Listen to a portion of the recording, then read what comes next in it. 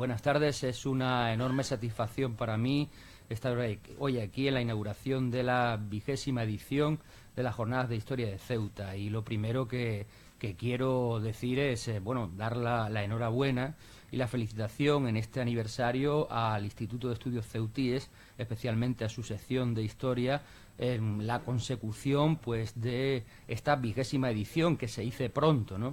Ahí de fondo, hace un momento, en la pantalla principal ha aparecido pues el cartel de aquellas primeras jornadas del año 97, nada más y nada menos.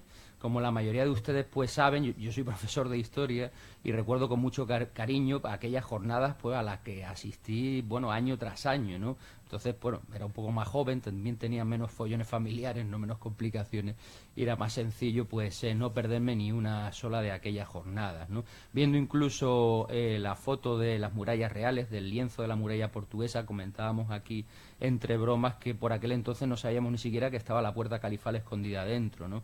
Así que, pues fíjense si ha llovido y el mérito enorme, inmenso que tiene mantener año tras año la enorme calidad y luego la periodicidad de celebrar unas jornadas de historia de Ceuta que cuentan además con una gran acogida por parte especialmente de la comunidad educativa, ¿no? de los profesores de la especialidad, pero también del resto de la ciudadanía y de los interesados y aficionados en la historia de Ceuta.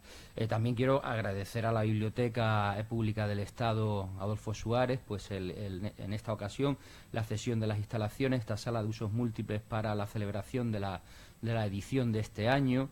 Ya digo, recuerdo perfectamente aquellas primeras en el salón de actos de que entonces era Caja Madrid todavía, ¿no? Y de ese salón de actos se ha pasado por otras ubicaciones, como el salón de actos del Palacio Autonómico, del Ayuntamiento, y en esta ocasión las vamos a celebrar aquí, además en una temática donde se entremezclan la historia propiamente dicha y la memoria, nada más y nada menos que la transición política en nuestra ciudad y en nuestro entorno, pues que buena parte de los aquí presentes hemos vivido con mayor o menor intensidad, dependiendo de la edad, ¿no? Recuerdo en el año 2003, en el 25 aniversario de la aprobación de la Constitución española, acudí a un ciclo de conferencias en el que participó uno de los padres de la Constitución, ¿no? Miquel Roca, el representante por aquel entonces de la minoría catalana y también de la vasca, porque se entrevistaba con Arzayus y le iba poniendo al día de todos los avances. Y de todo lo que él contó y explicó, a mí se me quedó grabada en la memoria una frase que me pareció muy significativa de aquella época, de la transición, y era que él comentó que tanto en Barcelona como en Madrid, cuando él iba por la calle, ya era una persona bastante célebre, la gente le paraba y le decía, por favor, esto tiene que salir bien. Y le rogaba el que hiciesen ese esfuerzo de consenso para que el tercer intento de traer la democracia a España no fuese un fracaso como el del sexenio democrático del siglo XIX o como la Segunda República, ¿no? De modo que es un periodo, desde luego, importante, intenso, emocionante, el que se va a revivir hoy aquí, además analizando la coyuntura y las circunstancias de nuestra ciudad. Y yo no me quiero extender más porque tienen que tomar la palabra, por supuesto, la directora del Instituto de Estudios Ceutíes y también de la biblioteca, que son quienes presentarán a los ponentes de esta edición. Muchas gracias por la atención.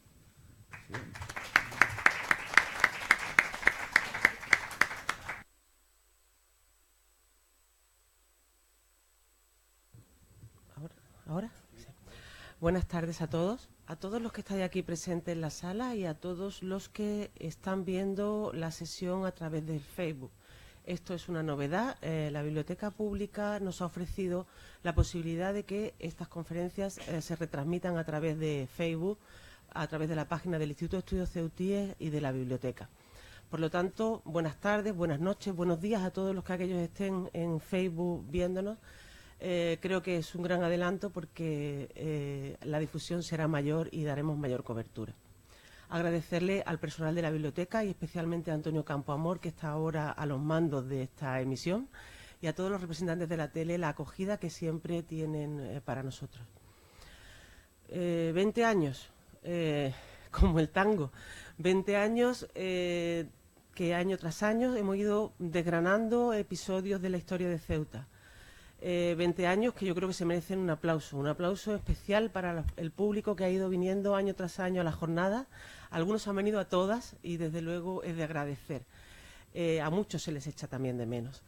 20 años a los que hay que agradecer también a los ponentes que han venido año tras año sin cobrar nunca ninguna remuneración por parte del Instituto, a hablarnos de su investigación, de sus pensamientos, de su concepto, de cualquier etapa de la historia y de los avances que iban haciendo. Y no solamente a hablarnos de ello, que parece que es más fácil o que cuesta menos trabajo, sino también a comprometerse después a redactar unas palabras para que queden las actas, que creo que sean... Bueno, todo el mundo sabe que el Instituto tiene una gran afición a la edición, porque siempre ha considerado que los libros son lo que van a quedar después para que los que vienen detrás puedan estudiar la ciudad.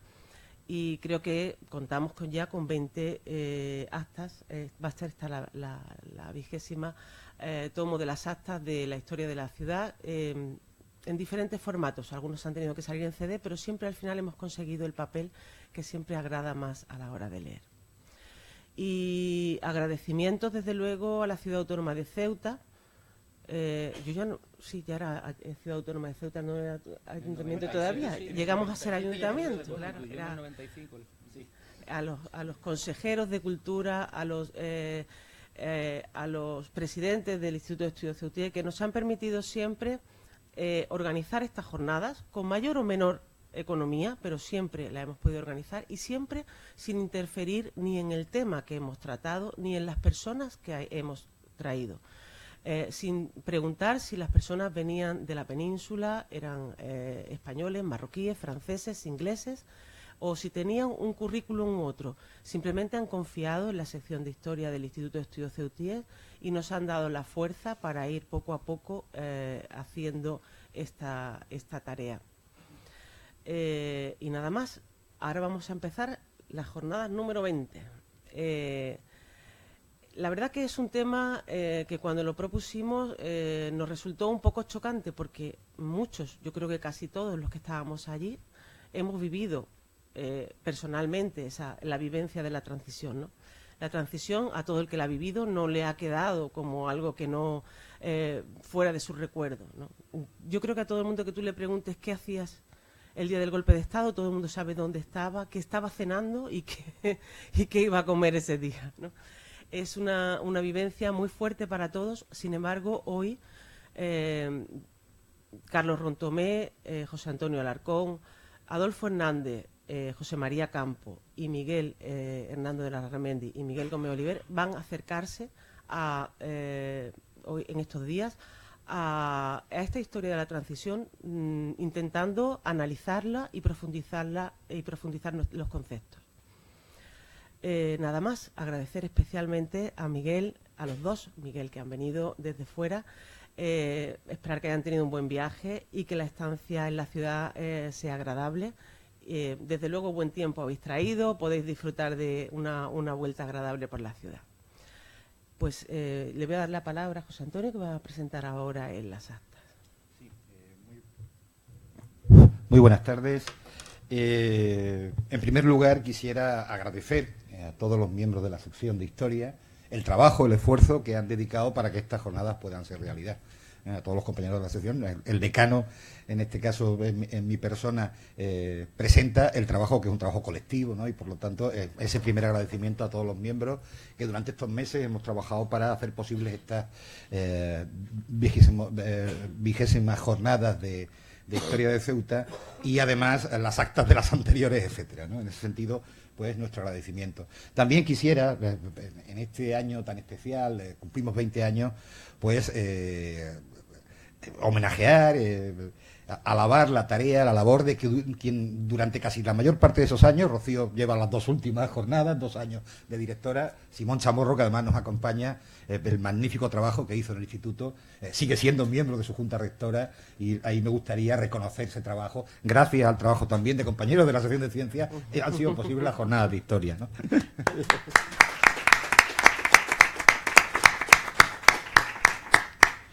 Y bueno, hecho estos agradecimientos que son de justicia, y también, por supuesto, a los decanos que me antecedieron. A mí me ha tocado la mayoría de ellas, creo que son 13 las que yo he tenido la posibilidad de ser el decano de la sección, pero anterior a mí, Fernando Villada, que hizo un magnífico trabajo en las jornadas anteriores, y creo que las primeras fue Alberto Baeza, el desaparecido Alberto Baeza, quien las dirigió. Y también pues me gustaría recordar, por un lado, la memoria de Alberto Baeza, que desgraciadamente nos dejó, y, por supuesto, el magnífico trabajo de nuestro arqueólogo municipal y decano en aquella época, Fernando Villada. Bien, dicho esto, pasaré a presentar lo que fueron las actas, o lo que van a ser las actas, que ya van a salir, de las anteriores jornadas. Como sabéis, las anteriores jornadas estuvieron dedicadas, o el título que les pusimos fue La dimensión humana, biografías en Ceuta, el norte de África y el estrecho de Gibraltar. Hacía mucho tiempo, Rocío y yo teníamos la ilusión de hacer unas jornadas sobre biografía. Las fuimos demorando constantemente porque siempre había alguna otra efeméride más importante que celebrar, la guerra de África, el protectorado, en fin, siempre teníamos algún otro tema. Pero por fin, el año pasado, pudimos hacer estas jornadas que fueron muy interesantes, no solo ya por las comunicaciones, por las ponencias, sino porque además estuvieron acompañadas de un número importante de comunicaciones, hasta 11 comunicaciones, creo recordar, se presentaron a las jornadas. El contenido de esas actas va a ser, o es el siguiente, ¿no? Contamos con el trabajo de Carlos Rontomé sobre Antonio Martín de la Escalera, africanista y político. El trabajo del autor portugués Fernando Pesaña sobre don Fernando de Meneses, capitao de Ceuta y conde de Alcutín. Contamos también con la aportación del granadino Francisco Gil Cravioto, que nos habló de dos escritores ceutíes que él conocía bien, cuyas obras conocía bien, Juan Díaz, del que también recordaremos ahora en la transición. Creo recordar, además, fue el delegado de Cultura durante los primeros años de la transición, miembro de la UCD en aquel momento, y María Manuela Dolón, nuestra compañera del instituto, nuestra autora de relatos. Otro trabajo que en este caso presenté yo, que fue Felipe Alfao Mendoza, Ceuta y el protectorado español en Marruecos, recordando al que fue el primer alto comisario de España en Marruecos. José Luis Gómez Barceló nos aportó una interesantísima presentación sobre un actor ceutí olvidado que hizo buena parte de su carrera en Argentina. Se llamaba ¿Alguien se acuerda de Pepe Castro? Actores y gente de la farándula en Ceuta, ¿no? Me acuerdo que fue divertidísima y fue ustedes podrán además disfrutar ahora leyendo este artículo de José Luis, ¿no? Eloy Martín Corrales nos habló de las mujeres republicanas en Ceuta entre 1931 y 1939, de la visibilidad a la cárcel, la tumba y el exilio. No fue una biografía al uso, sino una visión coral de esas mujeres ceutíes en la República. Carlos Martín Cantarino nos habló de los botánicos y forestales españoles en el entorno ceutí y su influencia en las vivencias personales en el paisaje natural, ¿no? Recreó un poco la imagen de todos esos botánicos naturalistas que comenzaron a estudiar el protectorado español en Marruecos desde el punto de vista de la historia natural, ¿no? La historia de las ciencias naturales. Enrique Gozalves y Carlos Gozalves, los hermanos Gozalves, nos presentaron un trabajo sobre el que fue un maestro de todos nosotros, miembro de nuestro instituto, yo creo recordado por todos, don Guillermo Gozalves Bustos, muchos años director de la Biblioteca Española de Tetuán y un magnífico intelectual que, como digo, fue un poco un padrino, un padre nuestro. Hoy el Instituto de Estudios Ceutí no sería lo que es sin la aportación que don Guillermo hizo a esta institución. Y bueno, pues tuvimos la suerte de que sus hijos, Enrique y Carlos, nos pudieran recordar su figura en estas jornadas, ¿no? José Antonio Ruiz Oliva, otro de nuestros miembros ceutíes, experto en arquitectura militar e ingeniería militar, nos habló de Miguel de Arruda, ingeniero militar de los que trabajó en las murallas ceutíes. Mariló Posac, a la hija de nuestro también añorado Carlos Posac, nos habló de Alejandro Briarli, un oficial de la Royal Navy, de oficial de la Royal Navy a cónsul de España en Tánger durante la década absolutista. Belén Abad nos habló de la figura de Mariano Bertucci. Recordar que estábamos en la antesala de la gran exposición Bertucci que hoy tenemos en la ciudad, que va a estar 4 años con nosotros, y también pues nos parecía de interés pues recordar la figura de don Mariano, y fue a través del trabajo de Belén Abad. Y luego una serie de comunicaciones como algunas magníficas, como la primera, que además creo que vas a convertir el libro ya del Instituto, ¿no, Rocío? Está a punto el de Enrique Facio. Es un magnífico trabajo sobre historia de la imagen. Sabéis que Enrique Facio fue el primer gran fotógrafo de guerra español, participó en la guerra de África del 60, y Antonio David Palma, un doctorando ceutí, doctor ya, esta fue su tesis doctoral, hizo un magnífico trabajo en esta comunicación.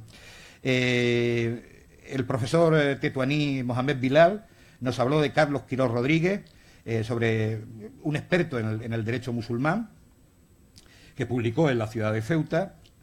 José Veneroso nos habló de Tarit Ibn el Tuerto, el famoso Tarit, el de la conquista de Al-Ándalus.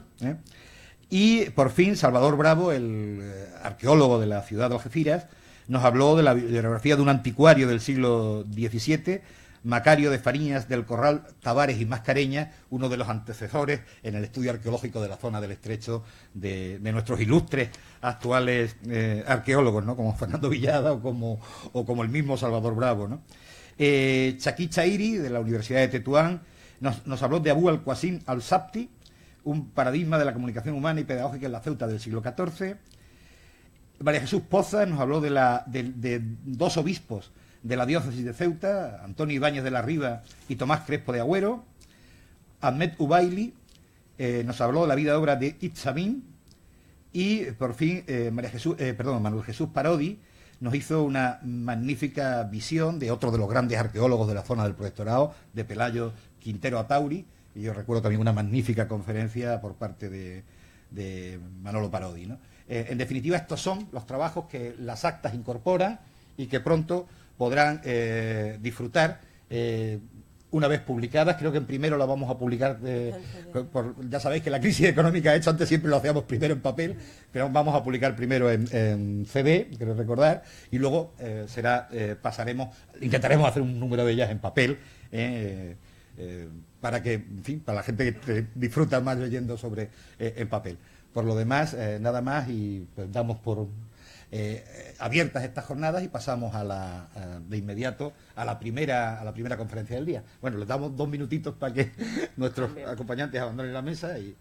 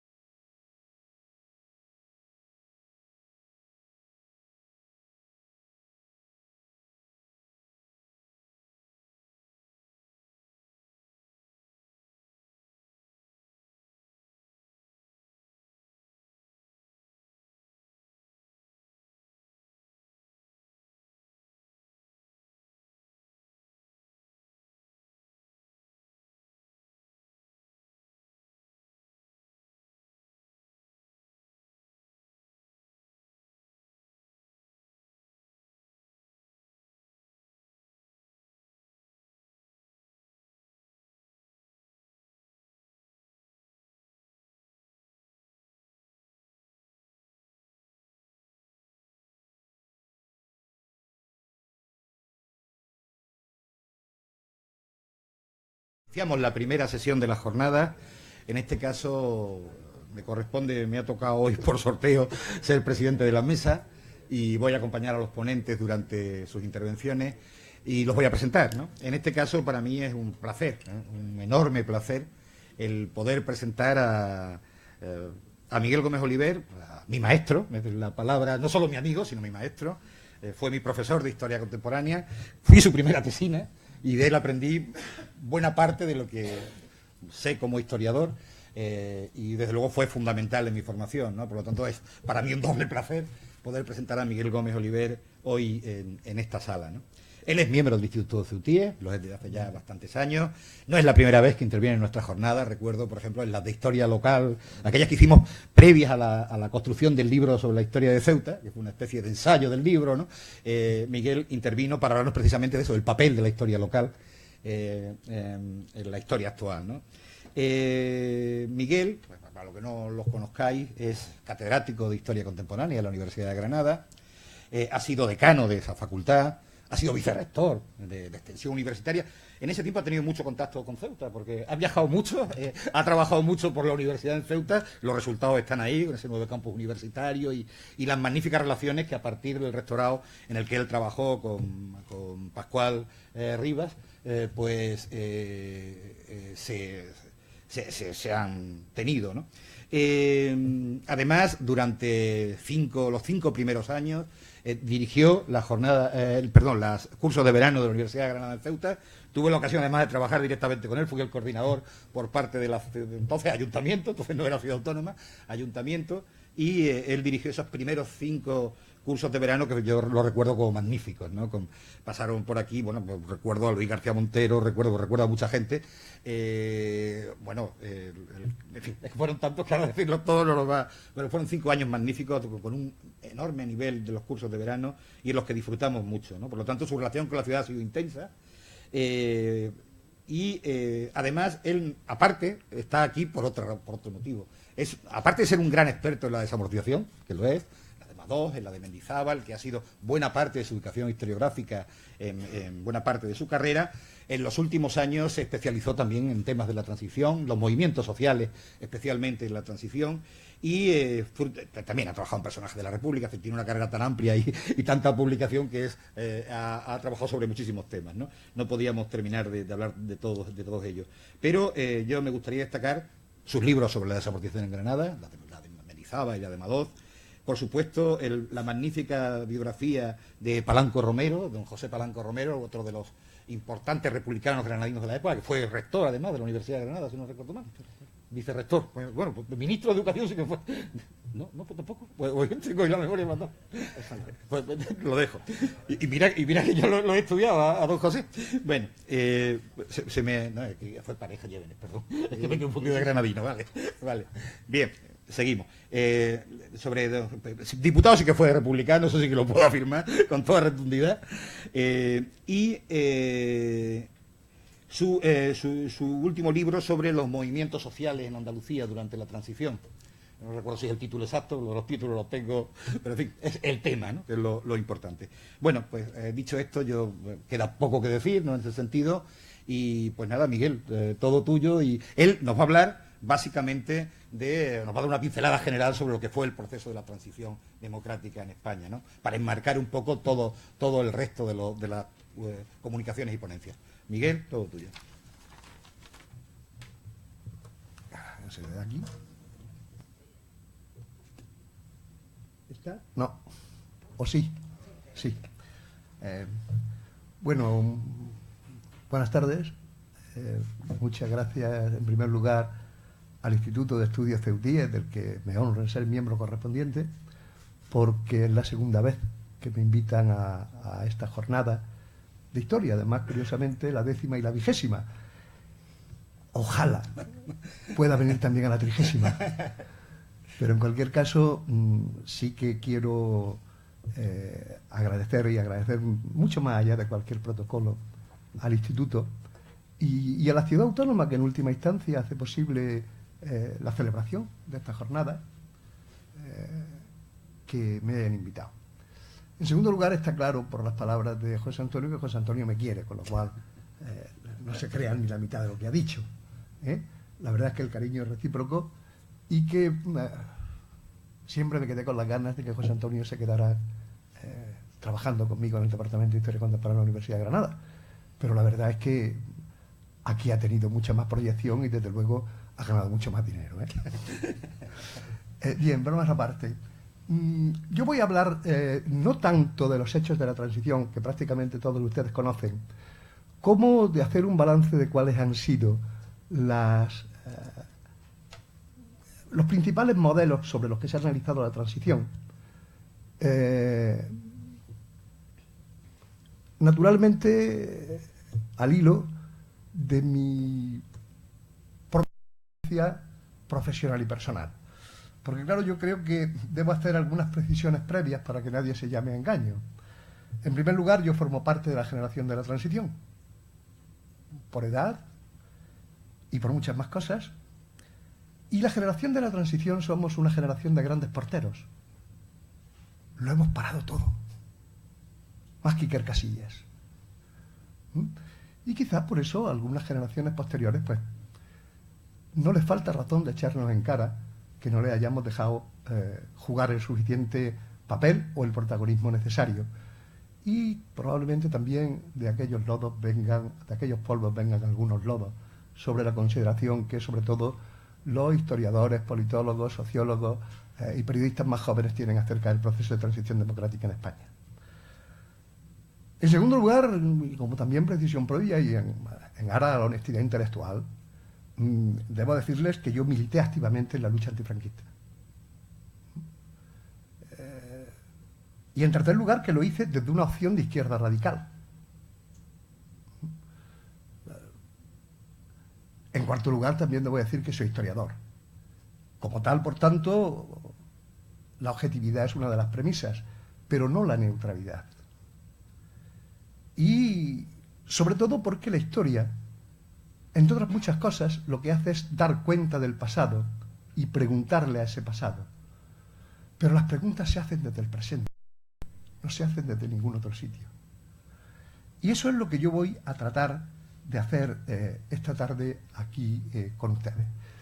Evidentemente, en el transcurso de la conferencia yo voy a ir dando también cuáles son mis propias opiniones respecto a los distintos modelos de análisis de la transición. Fácil será colegirlas, pero en cualquier caso, si luego quieren ustedes, yo se las aclaro con toda tranquilidad.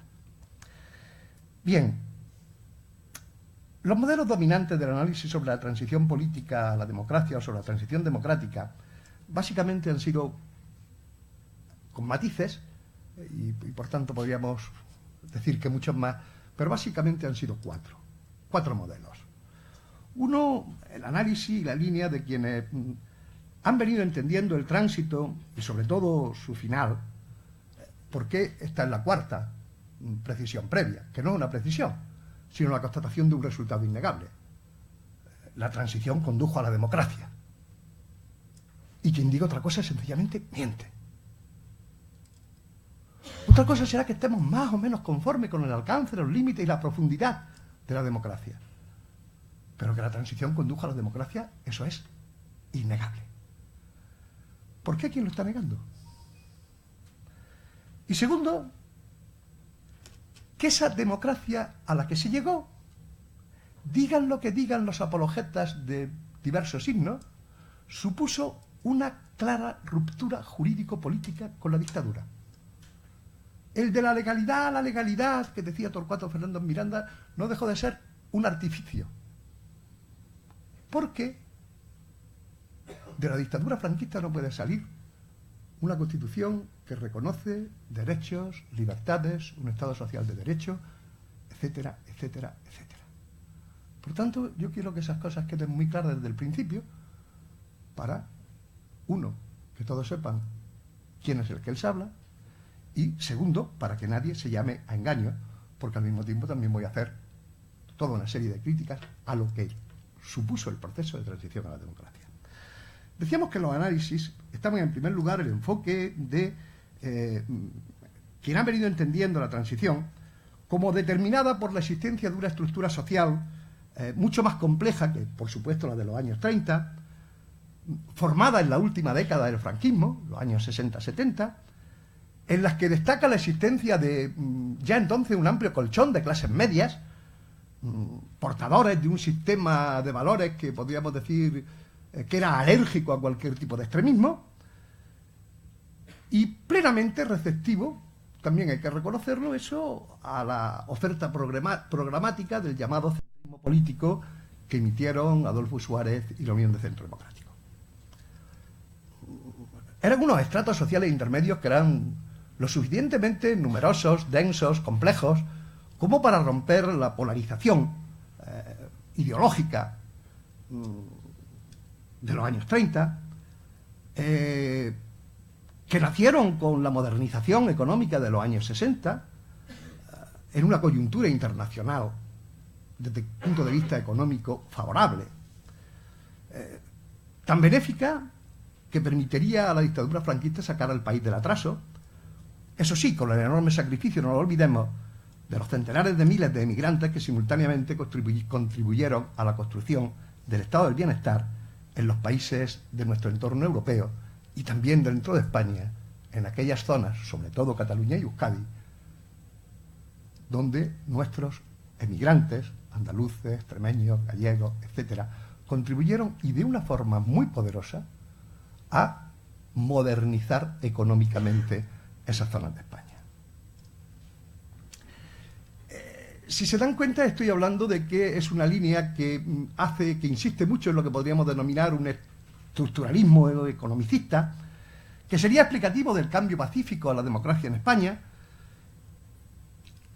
que es un análisis que se reclamaba de la sociología funcionalista de los años 60, teoría para la que, como ustedes saben, las modernizaciones económicas llevan inexorablemente al cambio político, sin reparar en la existencia de países en los que no solo no se registraron semejantes automatismos, sino que se registraron incluso procesos inversos.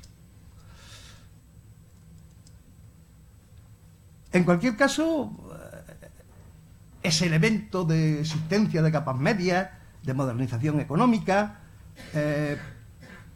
solamente le quedaba eliminar la anomalía, o en sus propios términos disfunción, que representaba el régimen de la dictadura de Franco. Un régimen que había logrado zafarse de continuar siendo asimilado tanto a los fascismos como a los totalitarismos, que en los primeros años 60, merced, entre otros, al profesor Juan Lin, se transformó en un sistema autoritario de pluralismo limitado, presuntamente, pero que es un planteamiento que lo que significa fundamentalmente es que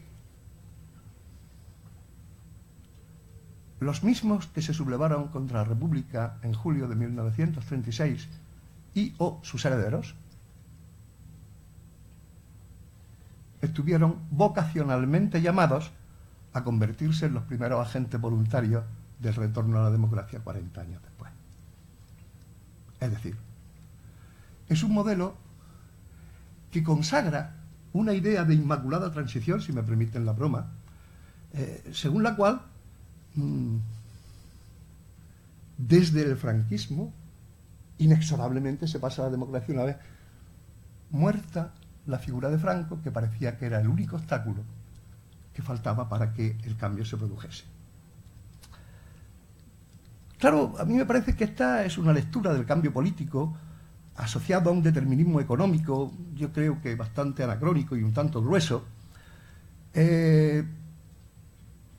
hecho básicamente desde arriba, puesto que es una corriente que subraya la importancia y el papel que jugaron determinadas personas, cuanto mayor rango tanto mejor,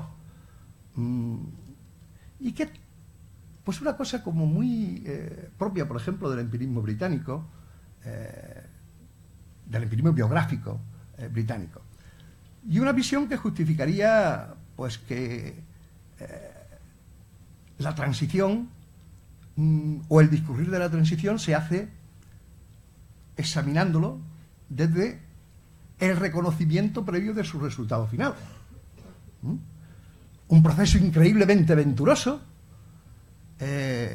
sobre todo para los hispanistas británicos, franceses o alemanes, que comprueban con satisfacción cómo, tras la desaparición del dictador, se han acabado los viejos demonios familiares que asolaron España durante tantos años, en el que la monarquía borbónica, a modo de clave, garantizó la inserción de España en el capitalismo democrático occidental. Un proceso que además se vería cumplido por la feliz convergencia, digámoslo así, de dos fuerzas en aquella fase crítica. Dos fuerzas que supieron estar, se ha dicho por activa y por pasiva, les sonará muchísimo, supieron estar a la altura de sus responsabilidades históricas. La renacida oposición democrática, procedente del exilio y de los vencidos, y la corriente reformista surgida de las entrañas del franquismo. La primera, la oposición democrática, consciente de sus limitaciones, y la segunda, impulsado por el rey, diseñada hábilmente por Torcuato Fernández Miranda y llevada a la práctica por Adolfo Suárez, pues dieron éxito a esta operación de transición, que desde esta visión es absolutamente inmaculada, desde su concepción además. El segundo modelo, la segunda perspectiva analítica, como ustedes prefieran denominarla, entendieron la transición democrática como el resultado del equilibrio de las principales fuerzas políticas presentes. Las fuerzas reformistas del franquismo, que ya tiene guasa llamarlo, aceptar tranquilamente que eran reformistas, pero en fin, y las de la oposición democrática, también tiene guasa que toda la oposición se considere democrática, o sea, a toda la oposición se le considera democrática, a mediados de los años 70.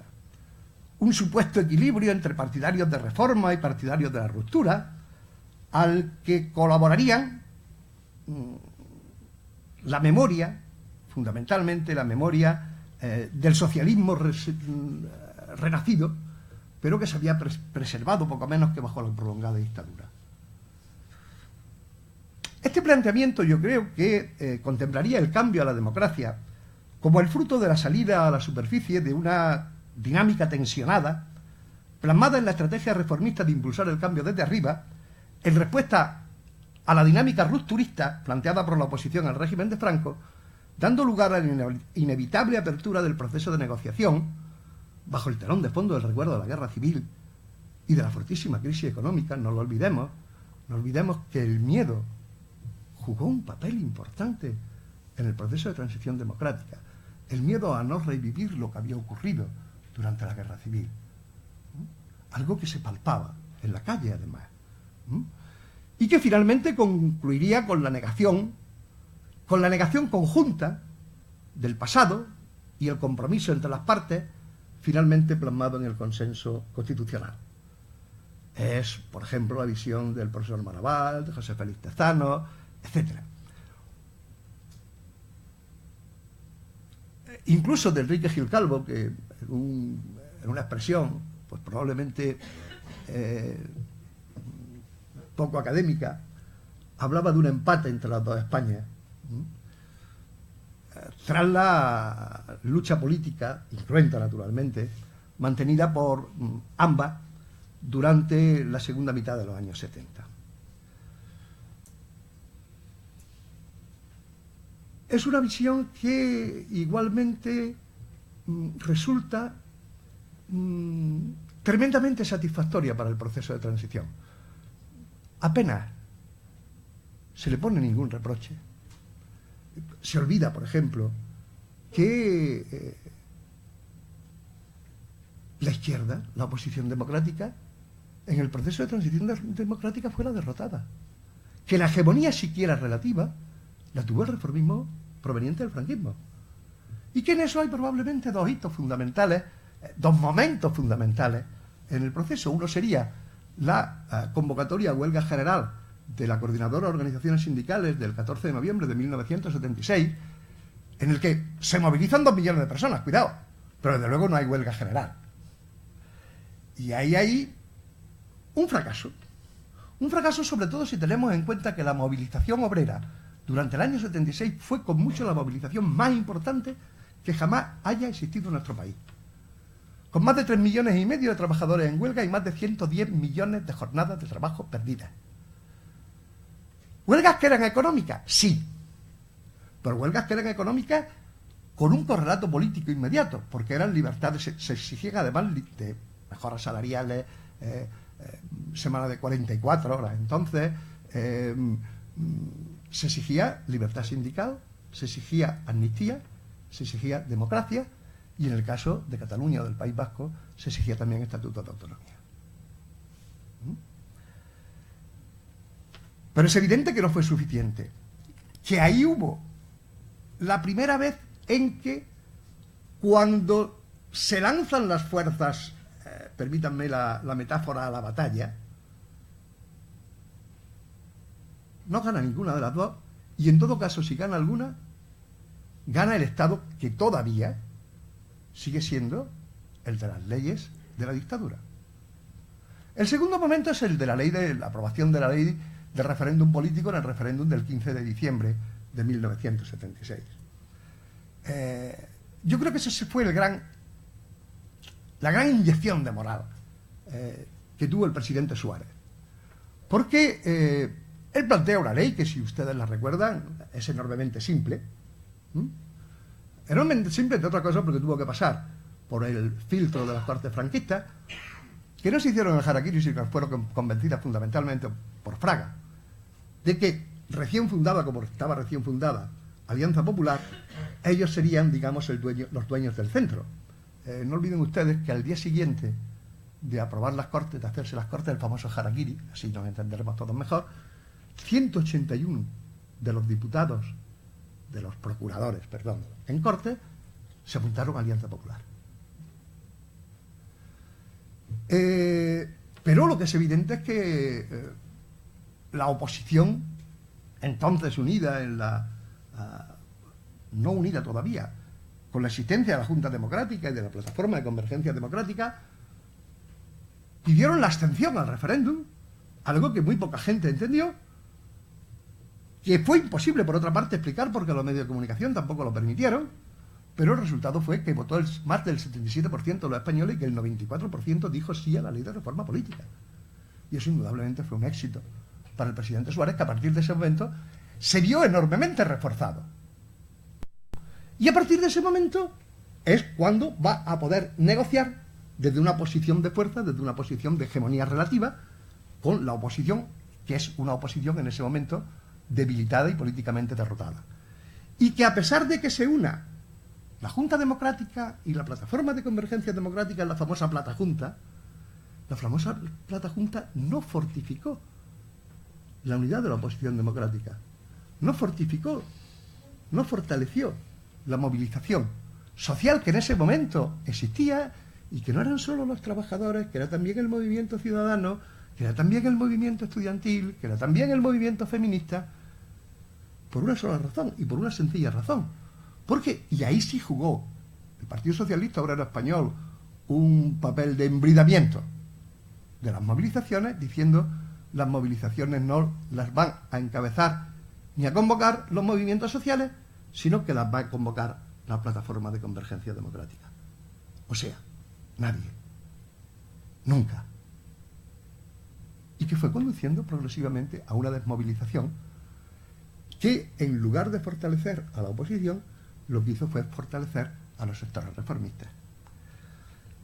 Hay una tercera interpretación, permítanme ustedes, que se puede corresponder con una visión más marxista o más materialista, en el sentido de que es una versión que está más interesada en indagar el trasfondo social del proceso de cambio que en sus aspectos políticos o jurídico-políticos, y hacerlo en términos de conflictividad social, de aparición de grupos de poder como factores explicativos de lo que ocurre entre 1976 y 1978 con la aprobación de la Constitución, que, por cierto, el tema de la fecha es otro tema interesante, porque, claro, están quienes dicen la transición es del 76 al 78. Una vez aprobada la Constitución, la transición se ha acabado. Bueno, miren ustedes, incluso desde la perspectiva teóricamente política es falso. Faltaban las elecciones municipales, o sea, el tercer pilar del poder de los poderes del Estado. Y faltaba, por supuesto, lo que fue el desarrollo autonómico, que tardó bastante más, en función básicamente de dos cosas. De que en Andalucía se pronuncia los andaluces y andaluzas por el 151, cuando este era un artículo que estaba destinado exclusivamente a las llamadas nacionalidades históricas, Cataluña, País Vasco y Galicia, y donde de pronto, a la vista del resultado de ese referéndum autonómico en Andalucía, pues se va a hacer el café para todos. Y ojo, porque después de entrar en esto, yo creo que uno de los problemas de la Constitución es la indefinición en la que el propio título octavo de la Constitución dejaba el de la distribución territorial del Estado, si ustedes me lo permiten, el de la inserción de las diferentes nacionalidades y regiones en la estructura del Estado español. Esta tercera idea, pues lo que hace más hincapié es lo que podríamos llamar el análisis o el estudio de la transición desde abajo. Es decir, el estudio de la transición desde los movimientos sociales. Y lograr calibrar cuál fue la influencia, la incidencia y la capacidad de movilización de esos movimientos sociales. Sea el movimiento obrero, sea el movimiento ciudadano, sea el movimiento estudiantil, sea el movimiento feminista, etc. Y la verdad es que hay que decir una cosa. Independientemente de los relatos más o menos heroicos que se hayan querido hacer de la oposición democrática numéricamente era débil. Pudo haber 3 millones de obreros, efectivamente lo hubo, movilizados en el año 76. La mayor parte eran movilizaciones que, aunque llevaran un correlato y una coletilla de carácter político, eran fundamentalmente movilizaciones de carácter económico y de carácter laboral. En la oposición, si activamente militaban en toda España 200.000 personas, muchas son. En 1974-75, el Partido Socialista Obrero Español Renovado tenía en el interior de España 2.000 militantes. El Partido Comunista, sin duda el mejor organizado, e independientemente de lo que ellos dijeran, no tenía más de 15.000. El conjunto de la izquierda radical o izquierda revolucionaria estaba también en torno a los 2.000, 2.500 de todos los grupos o grupúsculos. Eso es lo que había. Si hablamos de los partidos demócratas cristianos y sobre todo de aquel sector de izquierda democrática encabezado por Ruiz Jiménez, o de los partidos socialdemócratas, por ejemplo, encabezado por Fernández Ordóñez y tal, bueno, pues eso era grupos de cuadros, no eran partidos de masa, entre otras cosas por una razón, porque como eran ilegales la gente no se atrevía a afiliarse, porque afiliarse podía suponer la cárcel, porque afiliarse podía suponer y suponía la represión, y porque el miedo actuaba de una forma muy poderosa en el conjunto de la sociedad española. Miren ustedes, esto es así. Y si a pesar de ello esos movimientos sociales fueron capaces de influir, y de influir para que, independientemente de las negociaciones que posteriormente hicieron las cúpulas de los partidos, se llegara a la democracia en España, pues miren ustedes, aquello fue un éxito de los movimientos sociales. Serían los ángulos ciegos de la democracia española, como algún autor ha llamado. O los elementos que pusieron fin a la dictadura, como dijo otro autor, en este caso otros dos autores, Nicolás Sartorius y Alberto Sabio. Una tesis que también además enmarca la transición española en un contexto internacional, que las otras dos visiones no lo han hecho. Y es el contexto internacional de la Guerra Fría. Todavía. Es un proceso político controlado por las potencias occidentales, destinada a garantizar la monarquía, la permanencia de su vinculación, no a la OTAN, porque todavía no nos habían dejado ni siquiera solicitar el ingreso, pero sí al frente atlántico, al frente occidental, desde el que estábamos, desde los tratados de amistad y cooperación hispano-norteamericanos de 1953. Un proceso en el que el protagonismo va a corresponder fundamentalmente a Estados Unidos y a la República Federal Alemana, especialmente a través de su ayuda al Partido Socialista Obrero Español, al fortalecimiento de la UGT, también como un medio para poder neutralizar al PC y a comisiones obreras que no respondían a esos parámetros de influencia occidental.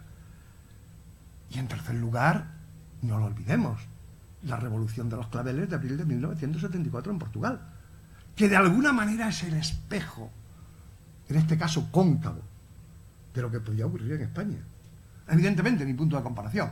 La Revolución de los Claveles lleva a cabo un sector muy importante de las Fuerzas Armadas portuguesas, el movimiento de las Fuerzas Armadas, que se insurrecciona, es verdad que sin disparar ni un solo tiro, pero que se insurrecciona contra la legalidad vigente. Nada que pensar con el caso del ejército español, todos cuyos mandos, de teniente coronel en adelante, coroneles, generales, y sobre todo si tenemos en cuenta el papel de los coroneles, que en la división orgánica de las Fuerzas Armadas españolas, los coroneles mandaban los regimientos y eran los que tenían el mando directo en tropas. Todos ellos habían combatido en la Guerra Civil Española en el bando de los militares sublevados. Y una gran parte de los oficiales del ejército español, por qué no decirlo, que ya no habían vivido aquellos años de guerra, sin embargo habían sido educados en los valores del régimen del 18 de julio. Yo recuerdo que comentado antes José Antonio, que yo dirigí los 5 primeros años los cursos de verano de Ceuta.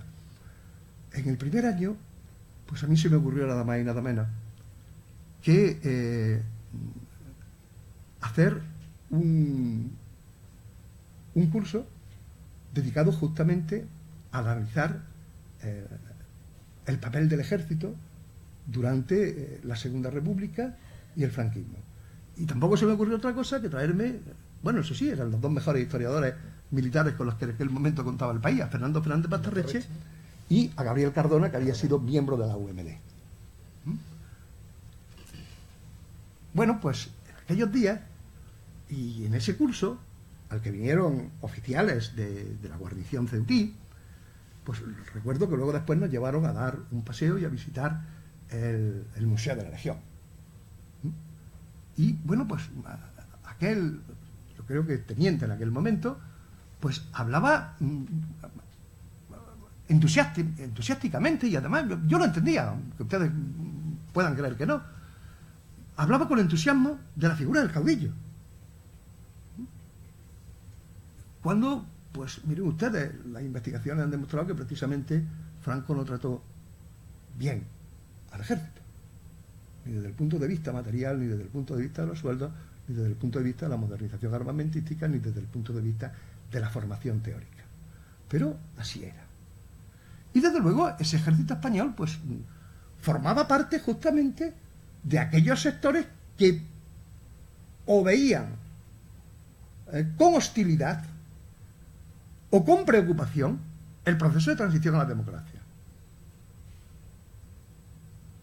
Empezando por la legalización o no del Partido Comunista de España, que se saldó, recuerden ustedes, con la división de, aunque luego efectivamente solo fue una, de los 3 ministros militares en aquel momento, a excepción, naturalmente, del general Gutiérrez Mellado, que era vicepresidente del gobierno.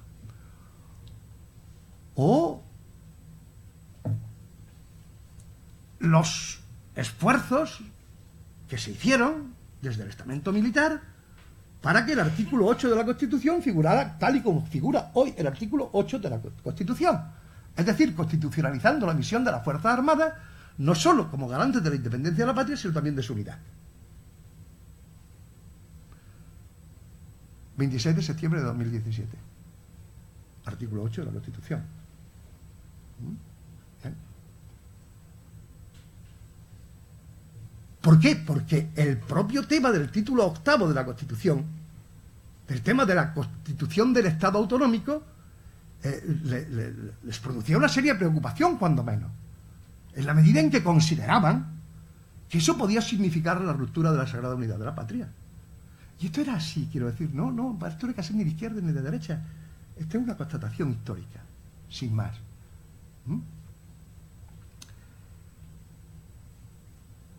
Otro elemento importante de aquello fue el papel que jugaron otros sectores que podríamos denominar también poderes fácticos. Uno de los déficits, desde mi punto de vista al menos, y no por el tema de las leyes de amnistía, cuidado,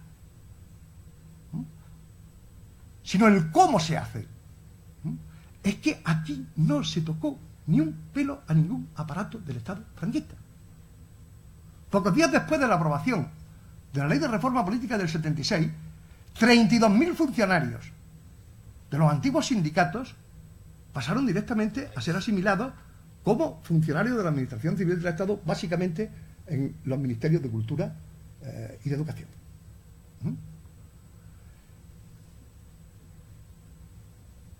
En el tema de la judicatura, pues absolutamente no hubo el más mínimo intento de depurar toda una serie de responsabilidades de jueces que eran y habían hecho su carrera fundamentalmente por ser franquistas, incluso por haber compartido en la fila de los militares sublevados. Miren ustedes, esto era así, aunque existiera también jueces para la democracia. Pero primaron los intereses corporativos, que es a lo que me quiero referir. Bueno, y no digamos nada de los aparatos policiales, donde incluso hemos tenido ocasión de ver el sarcasmo de que algunos de los comisarios de la Brigada Político-Social se convirtieron en jefes de la lucha antiterrorista. Es decir, son elementos que no podemos despreciar, ¿eh? Si queremos entender las circunstancias en las que se llevó a cabo la transición, la debilidad relativa y la hegemonía, por tanto, relativa de los herederos de la dictadura y la debilidad relativa de la oposición democrática, a pesar de la movilización de los movimientos sociales. Incluso miren ustedes, en los resultados de las primeras elecciones, y ya sé que estoy pasando de un tema a otro, pero vienen al hilo. En los resultados de las elecciones, de las primeras elecciones democráticas del 15 de junio de 1977, con los resultados que todos ustedes conocen, que yo no voy a repetir, pero sí hay una cuestión muy curiosa. Si hacemos el cómputo de votos totales, que adquieren lo que podríamos decir el centro-derecha y el centro-izquierda o la izquierda, nos vamos a encontrar que hay 7,8 millones de votos a favor del centro-derecha, 8,7 millones a favor del centro-izquierda o de la izquierda, que había renunciado a cualquier tipo de candidatura unitaria de carácter de ruptura constituyente porque no le había interesado a las cúpulas de los partidos políticos, digámoslo así. ¿Eso significa traición de la izquierda? Yo creo que no significa traición de la izquierda, que lo único que significa es una debilidad innata de la izquierda, que fue buscando un lugar al sol de la naciente democracia y fue incapaz de traducir políticamente la fuerza que le había dado la movilización social. Hay finalmente una cuarta versión, un cuarto análisis de la transición, que además es el que está más de moda actualmente, como ustedes podrán comprobar incluso en los periódicos y en las tertulias. Es la idea del régimen del 78. A mí les debo decir que la expresión régimen del 78 sencillamente me duele y me parece injusta. Porque yo sé que quienes están diciendo régimen del 78 están hablando del régimen en el sentido que hablábamos del régimen franquista. Y sencillamente no lo tolero, no lo acepto porque es mentira. Pero bueno, en cualquier caso, es un análisis que comienza a ser relevante más o menos desde los años 2006-2007, que tienen que ver con una nueva generación de historiadores, de politólogos, de sociólogos, que tienen que ver con el impacto de la más impresionante crisis política, económica y social que ha sufrido este país desde la transición a la democracia, la crisis que empieza a abrirse en 2007, aquella que Zapatero ni siquiera se atrevía a denominarla como tal, y un sistema político que perciben corrompido y corrupto. Y entonces la idea va a ser muy fácil. Transición igual a transacción igual a traición. Estos serían los tres elementos de la ecuación que manejan quienes están hablando de esto. Y bajo la idea de que hay que empezar de nuevo. Que hay que empezar de nuevo en una suerte de adanismo que evidentemente tiene que ver precisamente con la edad de muchos de quienes han estado y quienes están trabajando en este asunto. No así de Gregorio Morán, que es un hombre del 47, pero sí en buena medida de Juan Carlos Monedero, que es del 63, tenía 14 años en el 77, con lo cual no había podido luchar mucho, que digamos, de Silva, que es del 76, o de Rodríguez Lázaro. Y es un cierto adanismo que se corresponde además con los nuevos liderazgos políticos, miren ustedes. Pedro Sánchez en el PSOE, Albert Rivera en Ciudadanos, Iglesias, Errejón en Podemos o Alberto Garzón en Izquierda Unida. Alguien que generacionalmente dice no tengo nada que ver con la generación de la transición. Es un choque con una generación que yo he empezado diciendo que somos la generación de los grandes porteros, de los que lo hemos parado todo y hemos parado también el propio protagonismo de otras generaciones en la vida política, económica, social, académica, etcétera, de este país. De modo que por ahí van los cuatro modelos básicamente de análisis de la transición. Es verdad que de todo esto han quedado, yo creo, que dos cuestiones que voy a pasar a analizar ahora ya sí con bastante más brevedad. Lo que podríamos decir que es la visión hegemónica de la transición y hablar de los límites de esa visión hegemónica de la transición y de los límites reales que la transición tuvo. Por cierto, acabo de aludir a esa cuarta visión del régimen del 78. Pues habría que recordarles a algunos de estos politólogos, periodistas y algún historiador, poco, que las primeras críticas más serias que se le hizo al proceso de transición política en España se hicieron en el año 1900, se publicaron en el año 1979 y en el año 1980, y fue producto de dos periodistas del país, César Bravo Villasante, y un segundo libro de César Bravo Villasante y Soledad Ortega, que claramente fueron directos a aquello que acabó siendo falseado del propio consenso constitucional. Léanlo, porque merece la pena que lo vean. Precisamente porque sí que hubo críticas tempranas a ese modelo de inmaculada transición desde gente de la propia generación de los hombres y de las mujeres de la transición. Bien, ¿cuál es el modelo hegemónico? El modelo hegemónico es aquel que nos dice que la transición fue un proceso pacífico, que la transición fue, desde luego, un proceso iniciado desde arriba y desarrollado en un clima de pacto entre las élites. Una transición que además completaría el proceso de modernización y liberalización que había tenido lugar en España desde la última década y media del franquismo. Una transición pactada una vez paralizadas las movilizaciones sociales y, por tanto, el protagonismo colectivo. En sexto lugar, una transición marcada por las potencias occidentales. Y en séptimo lugar, una oposición que, en virtud de la reconciliación de los españoles y la amnistía, parte del olvido y del silencio.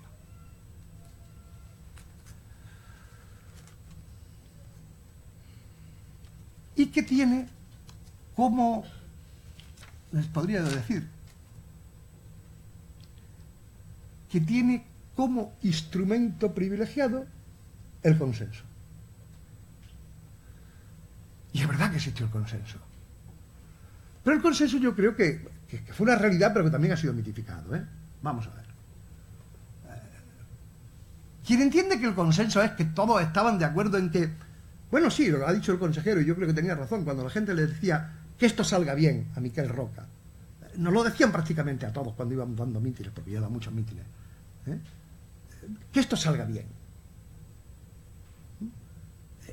Eso existía, pero que esto salga bien, lo que nos estaban diciendo es: pónganse de acuerdo para que efectivamente la democracia sea una realidad, y sea una realidad pronta y no nos lleve a malos derroteros. Pero el consenso también es el producto de la debilidad de las dos partes. No estoy hablando de que estemos, si estuviéramos hablando de teoría de los juegos, en un juego de suma cero. Eso era algo que pretendía Carrillo, que de teoría de los juegos sabía poco, aunque como practicante de juego era un buen taur. Pero, sino de otra cosa, de que el consenso es producto de la debilidad de una derecha que viene del franquismo, que tiene los instrumentos de los poderes del Estado pero que no tiene la legitimidad, y de una oposición que tiene la legitimidad pero no tiene ningún otro poder. Y eso va a producir consensos. Evidentemente, para mí hay tres momentos. Hay un consenso social, personificado en los pactos de la Moncloa. Recuerden que unos pactos de la Moncloa de consenso social que tratan de impedir que siga existiendo esa movilización obrera tan enorme que existió en el año 76. Es verdad que tiene más cosas, que tiene un pacto salarial, que tiene la idea de bajar la inflación, cosa que consigue, lo del pacto salarial también, que tiene la idea de reducir el paro, cosa que no consigue, etcétera, etcétera. No les voy a repasar los distintos elementos de los pactos de la Moncloa, pero que fueron unos pactos en los que lo firman los partidos políticos. Fíjense ustedes, lo firman PSOE y PC, a los que luego se adhieren UGT y Comisiones Obreras. Miren ustedes, se propicia y se visibiliza la idea de que los sindicatos no son otra cosa que correas de transmisión de sus respectivos partidos políticos padres. Con lo cual le hemos quitado toda legitimidad y toda capacidad de independencia al movimiento sindical. Claro, eso costó dentro de las comisiones obreras una crisis enorme. Pero el hecho fue ese. Y donde es verdad que los sindicatos en aquel momento aceptaron aquello como una forma de dar un paso adelante en defensa de una democracia que estaba tremendamente balbuceante y que además estaba sometida a disparos de todos los sitios. El segundo sería el consenso político que supuso la negociación y sobre todo la Constitución de 1978. Cuando nos ponemos a mirar cuáles eran las ideas de todos y cada uno de los grupos que forman parte del espectro parlamentario en 1977, pues las ideas sobre Constitución son enormemente diversas y enormemente distintas. No voy a extender en ellas porque todos ustedes las conocen. Y el resultado es que no sale la idea que tenía Fraga, que no sale la idea que tenía Suárez, que no sale la idea que tenía Felipe, que no sale la idea que tenía Carrillo y que no sale ni mucho menos tampoco la idea que tenían los nacionalistas. Sino que sale una mezcla de cosas que permite que efectivamente una ruptura, repito, político-ideológica con el régimen de la dictadura, e innegablemente, pero que también tiene huecos, tiene ángulos ciegos, tiene oscuridades. Y hablaremos de los límites, finalmente, de la transición. Y que tiene que ver mucho porque es el embés del haz del modelo hegemónico de transición que les acabo de comentar en estos 6 o 7 puntos. Miren ustedes, para mí el primer límite de la transición es lo que podríamos denominar, aunque ahora está muy de moda y además tergiversada y además incluso tratada con desdén, lo que yo llamaría la política de la memoria. Es verdad que se trataba de no volver a utilizar la dinámica de la guerra civil, pero sobre todo lo que se da es un proceso de manipulación histórica de la misma que se traduce en el llamado pacto de silencio. Sobre todo, no remover las cenizas del pasado, recuerden ustedes. Bueno, no tienen que recordarlo, siguen diciéndolo. Y asegurar el silencio en torno al franquismo. ¿Por qué será el silencio que había que conseguir? El silencio en torno al franquismo. Una desmemoria deseada, ¿por qué? Pues miren ustedes, porque los pasados políticos introducían contradicciones tan evidentes entre la clase política que cuestionaban el modo en que iban a realizar la transición. La asunción del pasado, yo creo, sin embargo, valorada y autocrítica, era lo que podía destrozar las presuntas ambiciones del conjunto de fuerzas que desde la derecha a la izquierda estaban convocadas para asegurarse el futuro. Esa especie de adanismo que desterró la memoria colectiva y todas las generaciones lo aceptaban, aunque las responsabilidades, obviamente, no fueran las mismas, ni parecidas, tampoco sus aspiraciones. Porque el problema no era el papel de la guerra civil, el problema no era el tema de la República, el problema de la falta de memoria es desde qué valores hacemos la transición. ¿Qué valores son los que tienen que fundamentar ideológica, emocional, sentimentalmente y políticamente también la democracia que se restaura en 1978? Pues evidentemente no pueden ser otros que aquellos valores republicanos. No hablo de conseguir la república o de hacer la república, sino aquellos valores republicanos en la medida en que fueron los que constituyeron la primera gran experiencia, el primer gran intento de democratizar y modernizar España en los años 30. Y nada más que de eso se trataba. Pero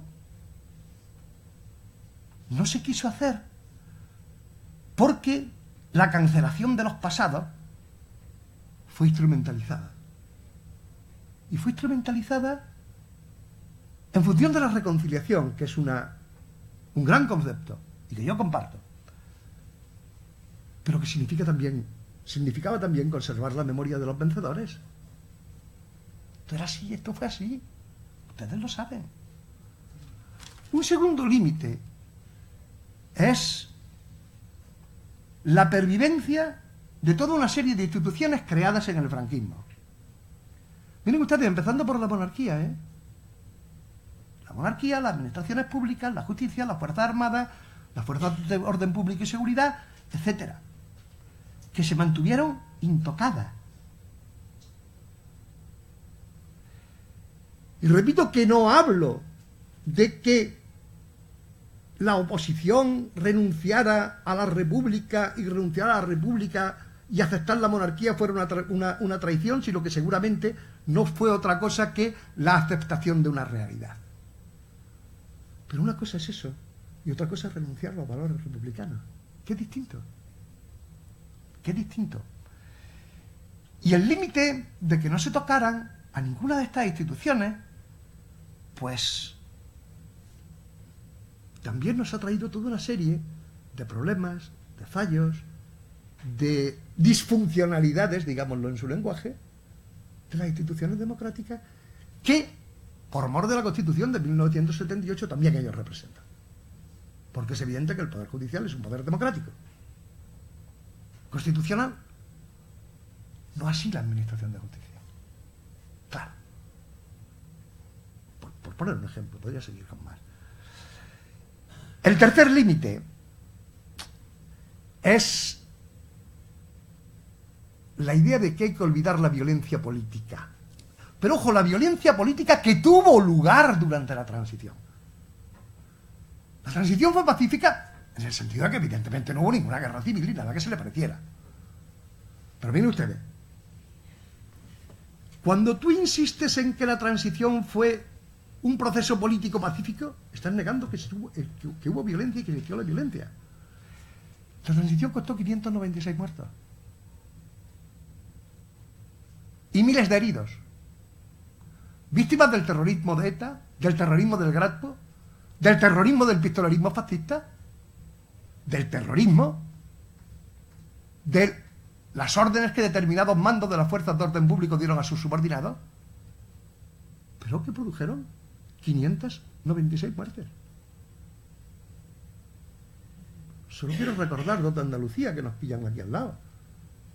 Javier Verdejo por escribir Pan, Trabajo y Libertad en agosto del 76 y Manolo García Caparrós por plantar la bandera de Andalucía en la Diputación de Málaga el 4 de diciembre de 1977. Qué tremendos delitos les costaron la vida. Hubo violencia política y hay que reconocer que la hubo. Y no pasa nada por aquello. Lo que sí es verdad es que en muchos casos, desde el terrorismo de ETA Graspo y el terrorismo del otro lado, pues probablemente hubo la intención de provocar la interacción o la opción de una intervención del ejército que garantizase el mantenimiento del régimen. Pues miren ustedes, a mí esa sospecha, ven, no es que tenga sospecha, es algo más que una sospecha, lo que me cabe. Ahí, finalmente, otra cuestión. Bueno, evidentemente el modelo económico capitalista, que eso es que ni lo puso en cuestión la oposición, ¿no? Más allá de aquellos sectores de la izquierda radical. Pero desde luego el tema de la unidad del Estado. Y miren ustedes, no voy a rehuir ningún tipo de problema, y menos hoy. El tema de la unidad del Estado, que es clave en la búsqueda de la identidad de España como nación, pues fue cuestionada desde el principio de la transición por las opciones nacionalistas. No se les olvide nunca. Aunque Miquel Roca participara en la ponencia de la Constitución, no olviden que Miquel Roca participa en la ponencia de la Constitución porque le cede uno de los puestos que tenía el PSOE. No se le había concedido ni al PES, ni a Convergencia y Unión, ni al PNV ningún puesto en la Constitución. Miren ustedes, ¿desde qué perspectiva queremos hacer una Constitución cuando tenemos un problema territorial histórico en el Estado? Histórico, además, ¿eh?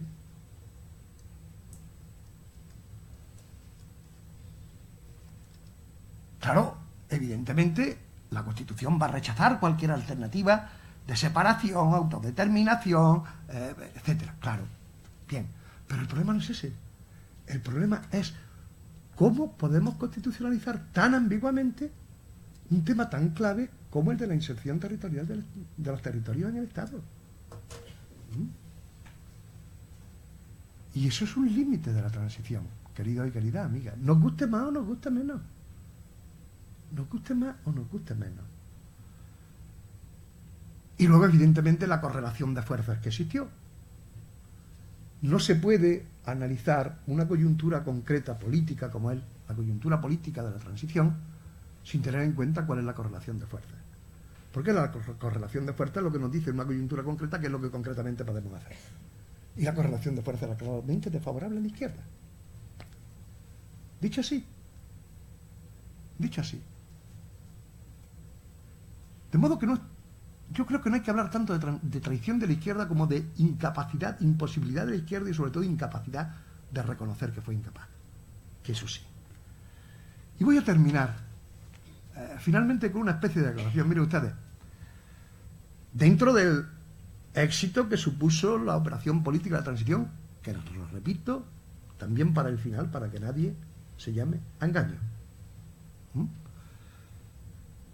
Pues probablemente,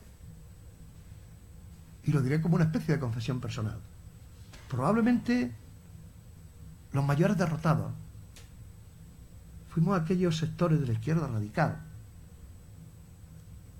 que simultáneamente fuimos los que mantuvimos unas posiciones más críticas. No renunciamos a la República y a sus valores porque reivindicamos la memoria de la democracia. Pusimos en la agenda política por primera vez las reivindicaciones, por ejemplo, de las mujeres o de los homosexuales. Protestamos contra las torturas, y no solamente contra las torturas a los presos políticos, sino también a los presos comunes. ¿Recuerdan ustedes las luchas de la famosa COPEL? La coordinadora de presos en lucha, que eran presos comunes por las malas condiciones en las que vivían en las cárceles. Y de alguna forma contribuimos a dejar claro que no podía existir una continuidad demasiado acusada entre la dictadura y la democracia que estaba alumbrando. Una democracia que finalmente no quiso saber nada de los esfuerzos de la izquierda radical para acorralar al franquismo. Muchas gracias.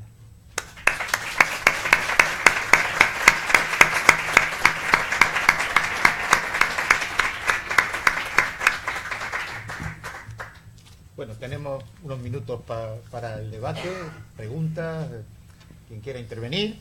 Tenemos al ponente dispuesto a contestar cualquier cuestión que le quieran plantear.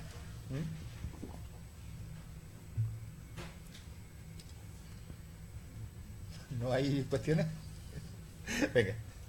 Yo no comparto, Es por la grabación, ¿vale? Lo grabamos. Yo no entiendo muy bien la crítica que se hace a las nuevas generaciones que son críticas con la transición. Se ha mencionado a Alberto Garzón o a Juan Carlos Monedero.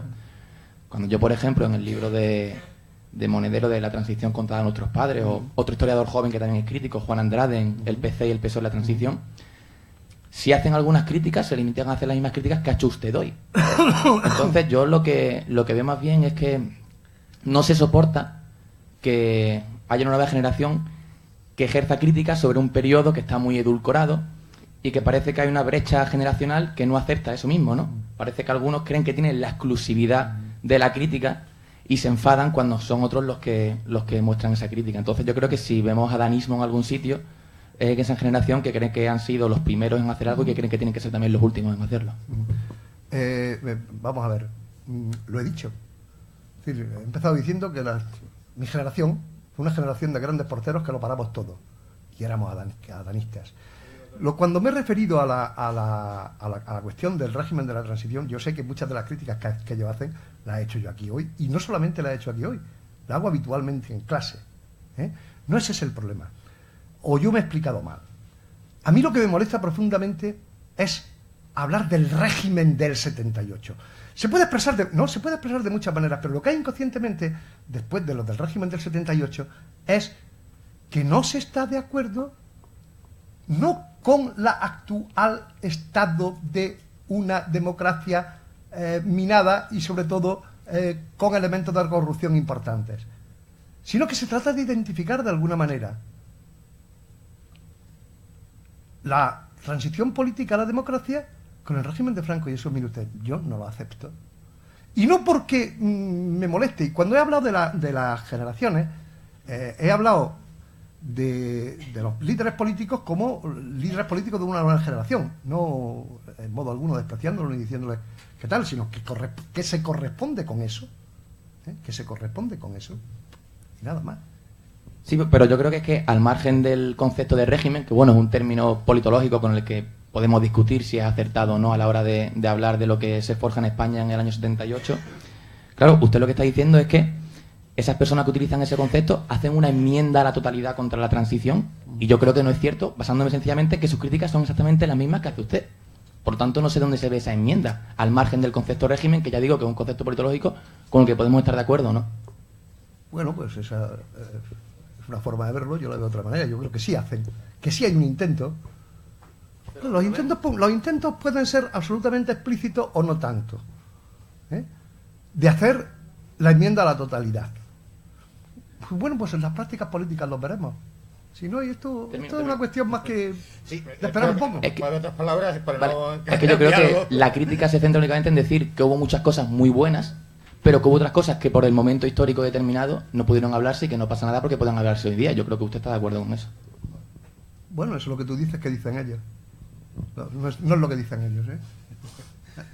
Me lo he leído también yo, ¿eh? Bien, ¿más temas? ¿Por allí había?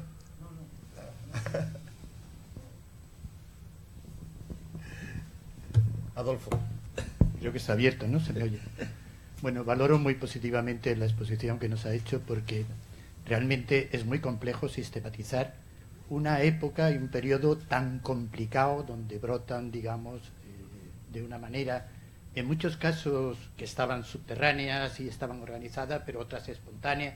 Es difícil, pero es verdad que la transición, que nosotros la definimos como transición precisamente porque se produce pacíficamente el paso de un régimen dictatorial a un régimen democrático, no implicó una ruptura. La ruptura perdió, evidentemente, todo lo que fue el conflicto en aquel momento, tanto ideológico como tanto, digamos, institucional. Sí, en parte sí. Pero lo esencial de aquel momento era que la fragilidad que tenía, o sea, porque todo en la exposición conduce a ese elemento que después vemos, que no fue ni mucho menos pacífico, sino que aquello era un sinvivir. No sabíamos qué iba a pasar de un día a otro, porque evidentemente todo estaba muy frágil y de un momento a otro podía caer del lado que realmente era el más fuerte, que era el que todavía todo el poder franquista estaba institucionalizado. Pero pensemos que no hay en ese partido ningún equipo que gane por goleada, pero sin embargo se produce esa confluencia en la que todos ganan. Todos ganan porque al final la transición es un éxito porque se consigue un régimen democrático. Y hablando de fases en una transición, yo creo que hay que distinguir claramente lo que es esa fase institucional, donde prácticamente todo el mundo coincide en periodificar la transición española, pero hay una transición política que viene después de la institucional que no se suele hablar de ella y que se incluye la falta de valores, la que no había una nueva clase élite política que pudiera desempeñar todo lo que era la nueva institución democrática. Todo eso requiere tiempo y requiere muchas cosas, y fue desarrollando. No hablamos ya del título octavo, que ya hablaré yo mañana, porque efectivamente ahí la situación no es una situación, es que no se cierra la Constitución ahí. Por eso hablamos de proceso estatuyente, porque se sigue discutiendo la Constitución durante muchos años después, ¿no? Bueno, en cualquier caso, a lo que yo iba es que efectivamente ese equilibrio difícil que nos lleva a conseguirlo no puede ser óptimo, porque si lo vemos desde el punto de vista de la pureza democrática, donde estaban las opciones, digamos, no solo porque ahí el eje de izquierda-derecha se está superpuesto o está superpuesto el de dictadura o democracia. Es decir, que confluimos en un lado y en otro de una manera que no dejan de una forma clara lo que es el espectro político, sino que todo se va confluyendo a unas soluciones que digamos que son las más útiles. Es el resultado. Evidentemente podemos hacer todos los análisis que queramos, valorando una serie de cosas, pero es verdad que se pasa de la dictadura a la democracia y que se pasa de una manera que, siendo cruenta y siendo peligrosa, sin embargo consigue después una estabilidad democrática. No la consigue en el 78 al final, porque tenemos el golpe de Estado del 81 y tenemos que hasta el 82, en que cambia realmente una fuerza política, como el acceso del socialismo, no sabíamos si iba a haber cambio en el sistema. Todo esto para señalar nuevamente cómo ha empezado. Es tan complejo todo que sistematizarlo de verdad tiene un gran valor y nos ayuda a explicarnos mejor todo lo que pasó. Una segunda intervención que quiero hacer con este tema del régimen del 78. Yo creo que no estamos en un debate de clarificar la situación. Creo que es un artificio ideológico que va lanzado contra el propio sistema político. Y hablar de entrar en que si tiene razón o no tiene razón no es cuestión, es una provocación, sin más. Sí, bueno, muchas gracias por la parte que me toca respecto a la intervención. Y bueno, hay una cosa que es evidente y que es indiscutible. El resultado fue el que fue y el que usted dice. Eso empezó diciéndolo yo también, claro. Analizar el porqué, esa es la labor de los historiadores.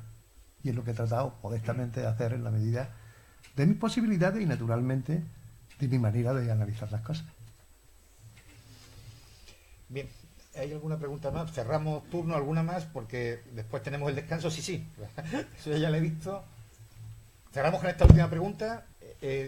Vale, ahora lo digo. Hola, bueno, soy Antonio Zambrano. Al hilo un poco del tema, en España hay 11 constituciones. La última, la del 78, parece que es la que más estabilidad ha dado. Curiosamente, en el mismo periodo ha habido más sistemas educativos que en ese periodo. De la ley Moyano a 1975 ha habido un sistema educativo y de ahí aquí ha habido 4. Constituciones ha habido una. A mí me gustaría que aclarara, porque sí he visto todo lo que usted ha hablado, me gustaría que en términos generales diera 4 pinceladas a qué constitución tendríamos que haber hecho, porque hablaba usted que la transición no acabó en el 78, que acabó posteriormente con las elecciones. Bueno, parece ser que todavía no ha acabado, por lo que estamos viendo. ¿Qué 4 cosas habría que haber hecho que no se hicieron? Concreta. Vamos a ver, evidentemente la Constitución que en vigor, en pleno vigor, más ha durado, puede estar a punto de ser la del 78, no olvidemos la del 76. Un poquito más. La del 76 hasta el 93 duró 46 años. Más, sí.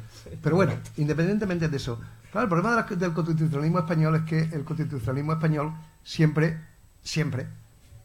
ha tenido un problema, excepto en este último caso, el del 78, que siempre las constituciones fueron constituciones de partidos. Y que las constituciones se vieron como la manera de adecuar el sistema político a los intereses de un grupo determinado. Dentro, pues entre moderados y progresistas no cree usted que había mucha diferencia. Pero bueno, desde luego los intereses económicos y sociales que representaban uno y otro eran diferentes. Cuando digo que que la Constitución no está cerrada y que por lo visto, y que se podían haber hecho otras cosas, pues mire usted, el título octavo, el título de la autonomía es un título que se quedó sin cerrar.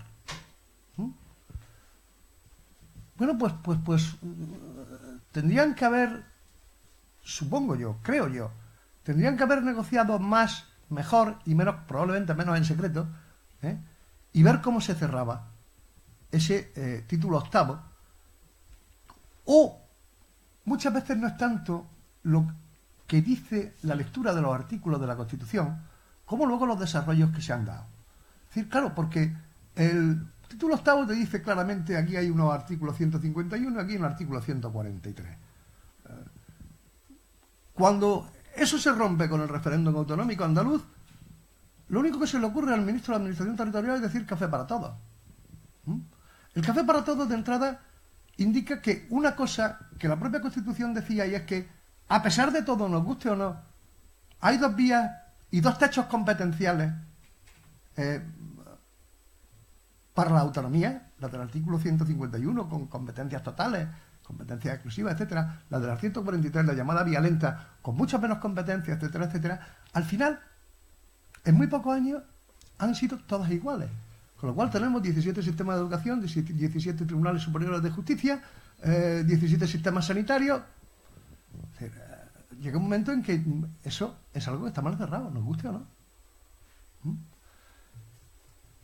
Una segunda cuestión, que yo creo que también se pudo. Otra cosa es que hubiera voluntad de hacerlo y fuerza para hacerlo. Mire usted, cuando la Constitución establece en el artículo 8 las funciones de las Fuerzas Armadas, es de las pocas constituciones en el mundo que hablan de eso. Y nada menos que en el título primero de la Constitución está consagrando una cosa muy fuerte. Yo creo que no era necesario, miren ustedes, no era necesario. Hay un tercer elemento que tiene que ver con la llamada laicidad o no laicidad. Es verdad que nunca hubo una constitución laica en España, ni siquiera la de la Segunda República. La Segunda República fue aconfesional, pero no laica. Sí. Léase usted la Constitución de la Segunda República y verá. Por eso cayó la Segunda República. Bueno, ojalá que fuera por eso. Quiero decir, no fue un terremoto producido desde los cielos, sino una sublevación militar. Ese es un elemento que se podía haber resuelto sin la propia presión de la Iglesia de que dentro de la Constitución figurase la opción de la religión católica como la religión de la inmensa mayoría de los españoles, que puede ser un hecho sociológico, pero no tiene por qué ser constitucionalizado, ni constitucionalizable. La cuarta cuestión, desde mi punto de vista, probablemente esa no se pudo hacer nunca. Dar por sentada la monarquía. Pero esa no se pudo hacer nunca, ya se lo digo yo. Bien, pues vamos a dar paso al descanso. Os recordamos que como hay un descanso más o menos amplio, a las 8 en punto, como está prevista la conferencia de Miguel Hernando de Larramendi, empezamos con un tema de mucho interés, un tema que además nos afectó muy directamente, que son las relaciones hispano-marroquíes en el momento de la transición, donde Ceuta y Melilla juegan un papel clave. Os esperamos a partir de las 8. Y todo lo que supone el estado de vida.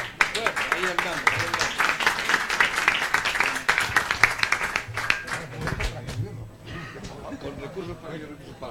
Bueno, pero luego sí.